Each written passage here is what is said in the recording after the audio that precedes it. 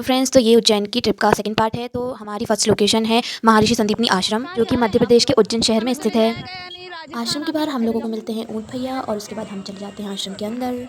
आश्रम के अंदर जाते ही हम लोगों को दिखते हैं ढेर सारे मंदिर। तो हम जाते हैं पहले सर्वेश्वर महादेव मंदिर।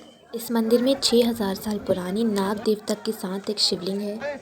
इस आश्रम में एक तालाब भी है जिसे गोमती कुंड कहा जाता है।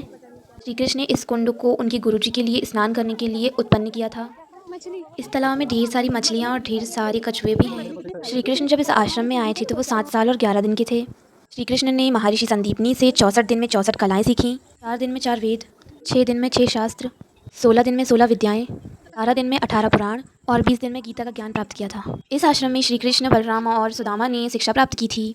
इस आश्रम में तीनों की शिक्षा प्राप्त करते हुए ढेर सारी तस्वीरें हैं। इन तस्वीरों से श्री कृष्ण की शिक्षा लेने के बारे में हमें बताया जा रहा है। उसके बाद हम लोग जाते हैं दूसरे मंदिर, और वहाँ पर भी बहुत सारी भगवान की मूर्तियाँ और फोटोग्राफ्स वगैरह हैं, जिससे हमें उनके जीवन के बारे में और भी कई बातें बताई जा रही हैं। और इसके ऊपर, मंदिर के ऊपर दीवारों में ढेर सारी कथाएं लिखी हुई हैं, जिसे आप समझ सकते हैं।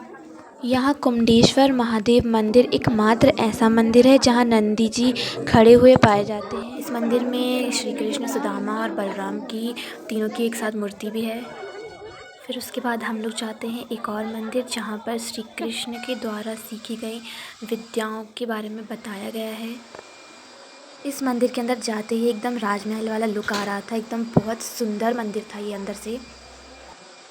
इस मंदिर के अंदर श्री कृष्ण द्वारा 14 विद्याओं को लेते हुए उनकी तस्वीरें, और तस्वीरों पर उनके नाम लिखे हुए हैं। ये हमारी मैम है गाइस, सो कूल मैम। उसके बाद हम लोग आ जाते हैं आश्रम के बाहर, और आश्रम के बाहर आते ही हमको मिल जाते हैं हाथी राजा।